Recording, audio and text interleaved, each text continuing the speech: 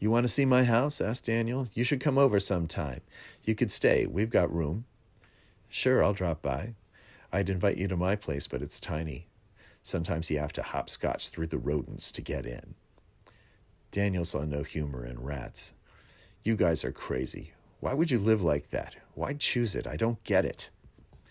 "Depends on what you want to do, bro. How focused you are, how committed. If you want to do something badly enough, you'll deal with just about anything to make it possible. It's about passion." "Well, it's a good thing you don't have a family. Once I realized Lois was the one, it was all about her, making a family and a home for her. The blessing of family changes everything." "Yeah, you were practically a Hell's Angel before you settled down, weren't you, Dan? Having a kid scared you straight?" The sarcasm wasn't friendly. "Guess I'm not as cool as you. You're making paintings and I'm making a family. Hope you don't mind, but I wouldn't want to trade places." "Well, that's good," Kevin agreed, pulling on his jacket. "We may be spawned from the same DNA, but clearly we picked up different genes from the gene pool." He started to get up. "What the hell are you doing?" Daniel asked sharply. "Put your butt back in the chair, please." Kevin sat back down and tried again. "Look, man, you're a good guy. You've always been cool with me, and this new connection between us is okay. It's just that we're different, really different. Always have been, and there's nothing wrong with that. I just don't want to spend a bunch of time trying to put square pegs into round holes. We both have lives. Let's take it as it comes and find out what we really have in common." "Fair enough." One beer later, Kevin watched Daniel lumber toward the door. Age and the good life had put some weight on him.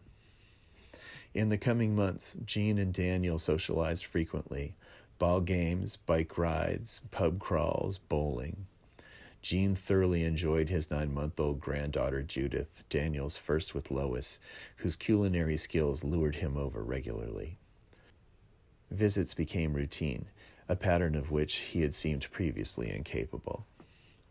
Kevin didn't mind, though the contrast between this instant grandpa dynamic and his own family's historical dysfunction chafed a bit. Hortense made no room for Daniel, essentially declining to interact beyond civilities required by etiquette. The cart would probably tip one day. Not that Kevin wanted that. He just knew Jean. A month after their meeting, Kevin pulled into Daniel's semicircular driveway for the first time and grimaced at the 4 Doric columns adorning the entrance. The house was enormous yet devoid of character. Giant cracker box. How could any son of Gene Crabtree live in a joint like this? Given Kevin's slummy, rat-infested abode and Jean's gypsy-style apartment hopping, the Crabtrees had never known such opulent shelter. They considered themselves non-materialistic, yet upheld a certain aesthetic standard. However warmed Gene may have been by his new family's affection, he couldn't have dug this tacky McMansion. More likely he chose to overlook it, a notion that further rankled Kevin. He rang the bell and listened for what seemed an eternity to steps reverberating through massive hallways. Half expecting to be greeted by Jeeves, he was met instead by Daniel in navy t-shirt, gym shorts, silk robe, and brown loafers. "Welcome to Shea Chatov."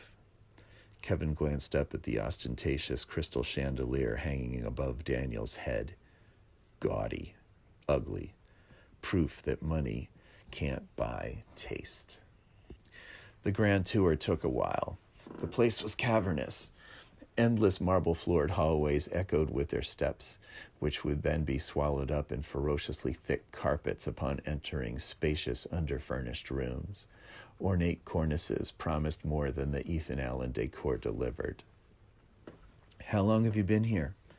"About a year. Worked my ass off for this place." "Where are Lois and Judith?" "Out." After some ping-pong in the basement and a couple beers, the brothers settled into a pair of wing chairs in the rec room. "There's something I'd like you to read," he said. "You were always the creative one. I've been trying to write." He handed Kevin a box containing a manuscript. "It's about Steve Van Buren." "What about Van Buren?" Every Eagles fan knew of the legendary running back from the 40s. "He was an orphan from Central America who grew up in New Orleans. Triumph over adversity story with a local sports angle. Will you let me know what you think? Sure. Kevin felt put out. He expected to dislike it. Dick, he chided himself. No interest in anyone but yourself. But he would read it anyway. It was hard for him to say no. I'm sorry to miss your family tonight. Was looking forward to meeting them. They were expected at my folks this evening. Dinner with some people from Temple Beth. Of course. Keep 'em away from the devil Goy, eh? This isn't easy for anyone, Kevin. My sister. The only ones who are viewing this kindly are my wife and your father. Everyone else is having a shit fit. What's the kind way to look at it? Enlighten me. Just be happy for me, man. I found my real dad. Yes, he's yours too, but frankly, it doesn't have that much to do with you. There's enough of him to go around. Kevin studied an empty, unloved corner of the room. There was never enough of that guy to go around, Dan. The brothers spoke less in the coming months. Both had paradoxical feelings of vital connection and no connection at all. It was exhausting. Smatterings of each other's news dribbled in through Jean, never much of a facilitator. Kevin had planned to take the Chinese bus to Philly at Christmas. The family always made a point to come together for the holiday. Masters of containing internecine stress long enough to eat a good bird, the Crabtrees knew how to do Christmas. But on the 22nd, Kevin received a message from Hortense. Their father had been in a bike accident. He had been riding near Haverford Square, where his tire had hit a crease in the pavement at high speed. He'd been tossed over the handlebars and had landed on his head. Despite wearing a helmet, he hadn't yet woke up. Kevin hightailed it home to join Emma and Hortense at Jean's bedside in the hospital. The family prowled around the prostrate patriarch, doting on him with a sweetness he would have resisted when awake. Kevin whispered his father's favorite Keats poem in his ear while Hortense prayed over him, a remedy agnostic Jean may not have welcomed. The holiday evaporated in their comings and goings to the hospital, which were assuming the tone of a vigil. Kevin bolted awake in the pre-dawn on Christmas Day, suddenly realizing he hadn't yet spoken to his father's other son. They had kept expecting Jean to wake up. Now it had been days, and he hadn't. Would it be shitty to call on Christmas? No, a Jew wouldn't care. Later that morning, he was surprised to learn Daniel was already aware and had been to the hospital several times on his own. They called from State Hospital, he explained. I went right down. Really? I didn't get a call like that. Had Jean listed Daniel as next of kin? He can beat this thing. We haven't talked to the doctor yet. When Emma, Kevin, and Hortense met with the physician in charge, the prognosis was devastating. Jean would not regain consciousness. He could be kept alive on machines, but would never breathe on his own or regain his personality. He would never be Jean again.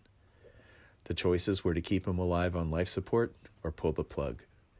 Jean had specified in a living will that his life should not be mechanically maintained. Kevin and Emma were quickly resolved to let him go, but it was a little more difficult for Hortense. The family took a night to think about it, in part to give Hortense time to make peace with the idea. That evening, Daniel called his brother. You never really know with these things. The doctors aren't God. They don't know everything. He's strong. Did you see how well he was breathing? He wants to live. He doesn't want anything, man. He can't think. Euthanasia is murder. You can't do it. Is that your father talking, Dan? Because it sure ain't mine. It's true my religion doesn't condone mercy killing. Well, Jean does. We have a notarized paper with his instructions. This is not your decision. It's Jean's. Neither spoke for a long moment. I just found him, Daniel said hoarsely. Now you're taking it back to that void where you all lived. He hung up.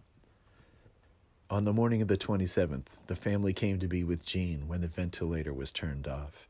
Kevin thought of Daniel, but didn't contact him. They gathered around him, the kids holding his hands with Emma's palm cupped on his forehead. They all braced themselves. Okay, we're deactivating now. The doctor flipped a switch, and a long hissing sound escaped from the apparatus on Jean's throat. His eyes remained closed, but the body convulsed, as though receiving volts of electricity. Hortense's prayers intensified as Emma soothed. "It's okay, Jean. It's okay to let go." Kevin prepared for a stillness, but his father kept breathing. "This is very unusual," the doctor said. "Your father is a very strong man." When the family departed, Jean was still breathing on his own. They would return the next day. That night, Kevin called Daniel. "He's still with us. He's off the machine, but he's still breathing. Go to him if you want." Unable to sleep, Kevin returned late that night. There were no visiting hour restrictions at the terminal ward. As he approached the open doorway to Jean's room, he recognized the now familiar back of Daniel's crabtree-shaped head. Seated next to the bed with shoulders slumped toward the supine figure, Daniel was clasping their father's hand and whispering incessantly to his captive audience. Kevin hesitated at the door, then opted to remain outside. "I had him for 30 years. You had him for 1. You have him tonight." He retreated quietly and drove back to Emma's. Jean Crabtree finally passed the following afternoon. No one was in the room at the moment. Kevin and Emma were in the cafeteria. Hortense had stayed home ill. Per his wishes, he was cremated. A modest memorial at Stretch Funeral Home was planned for the following month. Kevin took it upon himself to speak at the memorial. His mother and sister were not talkers. Daniel was invited to attend, but not to participate. He was not a Crabtree. The turnout was larger than expected. Apparently, Jean had been better liked and less walled off at work than his kids had gathered from his own dismissive reportage. The brothers' contact at the event was minimal. Kevin was busy running the show. Daniel lurked in the back and disappeared before the organist had finished. Afterward, Kevin thought of him often but put off calling. He didn't have room. A couple years passed. Feeling both irked by Daniel's intrusiveness at the end of Jean's life and guilty for excluding him from it, he found it easier to procrastinate. Daniel may have felt similar since he hadn't called either. One day, Kevin impulsively picked up the phone and keyed in Daniel's number. A pre-recorded message informed him the number had been disconnected. Investigating online, he could find no trace of Daniel Chatov, real estate broker, anywhere in the United States. It was as though his brother had simply vanished without saying goodbye, as had their father.